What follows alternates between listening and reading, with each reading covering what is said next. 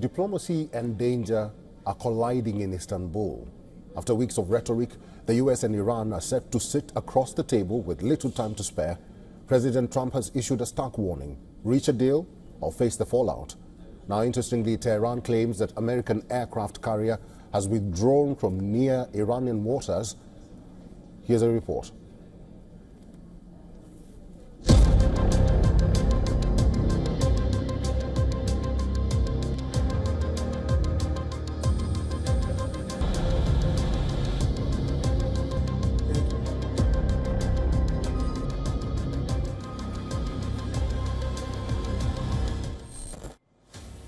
The scene is tense. Digital maps of nuclear facilities flicker in war room. Envoys adjust their notes. American military primed to strike. Arab nations caution against hasty move. Tehran warns of a strong immediate retaliation. But behind the calm of conference halls, a different kind of motion has been unfolding at sea.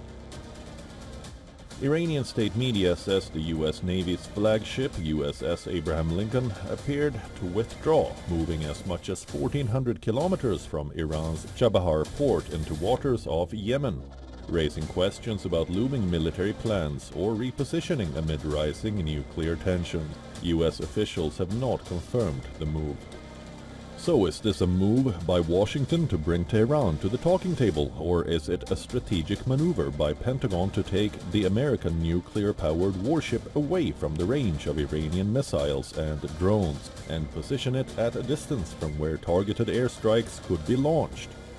This comes as US and Iran are gearing up for diplomatic talks in Istanbul on Friday, as President Donald Trump maintains that Washington will work something out with Tehran, but also warns that bad things would happen if no deal is reached.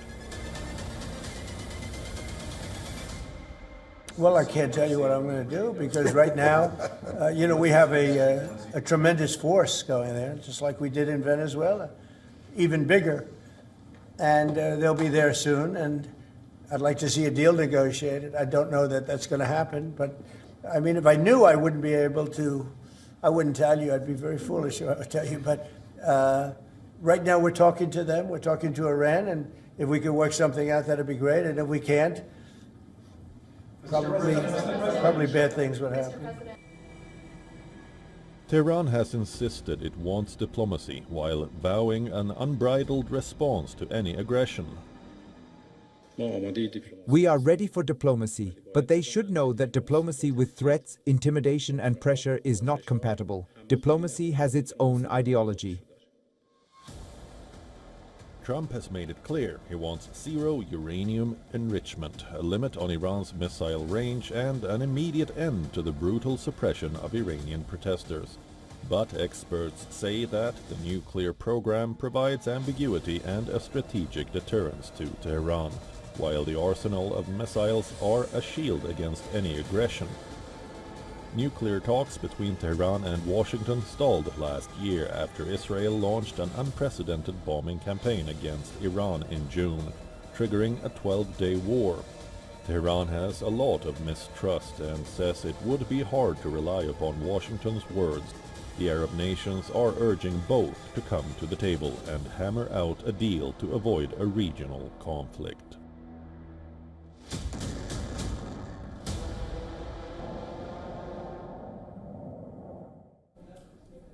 Ms. Asha Kasoberry is a U.S. national security and foreign policy expert.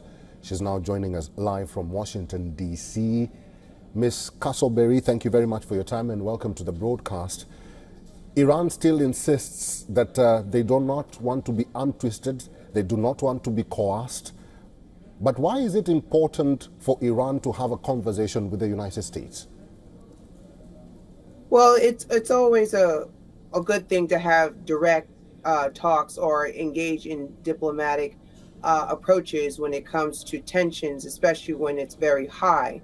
So, this is nothing new too. We've been talking on and off with the Iranians since launching the Iranian nuclear deal. Mm-hmm. So to come to the table, I think it's important. This is one thing I would say that the administration is big on, regardless of who you are. They did it in Venezuela. They did it in North Korea, and now they're doing this with Iran. And what you're seeing, as noted before, is that United States is using both defense and diplomacy to bring Iran to the table with pressure so that they can achieve a strategic goal. But there's a lot of risks that are associated with this, to where it can escalate. And Iran is not an isolated country. It has a lot of missiles. It has a lot of proxies around the region, and it's going through a lot in terms of targeting its own people. So there's a lot at stake right now. Ms. Kassoberry, both Iran and the United States will be heading to Istanbul for talks, but these talks come at a time when tension is still very palpable. It's very much there. There's no hope that these talks will bring any outcome. But in your view, what do you think needs to be ironed out by both as the first priority? Well, first and foremost, there needs to be consistency with engaging with both parties as far as achieving a goal. If we have never pulled out from the Iran deal after the Obama administration, we would have definitely made we would have made progress in terms of where we are as far as the Iranians completely not being committed to building its first nuclear bomb. But unfortunately, these engagements have been inconsistent. As noted before, they pulled the plug after Israel pretty much bombed Iran. So there has to be a level of commitment or consistency in order to ensure that that Iran does not necessarily build up its nuclear power. Then also you have to get back to the table as far as making sure that Iran is completely relinquishing its commitment to propping up proxy groups throughout the region. That's still ongoing.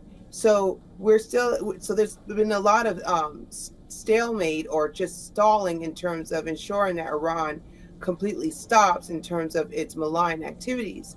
But a level of inconsistency is not there, and we would want to ensure that with Turkey that there is a commitment that we achieve a goal that is sustainable, and ensuring that Iran does not transition into a nuclear state and completely relinquish its commitment to its proxy groups throughout the region.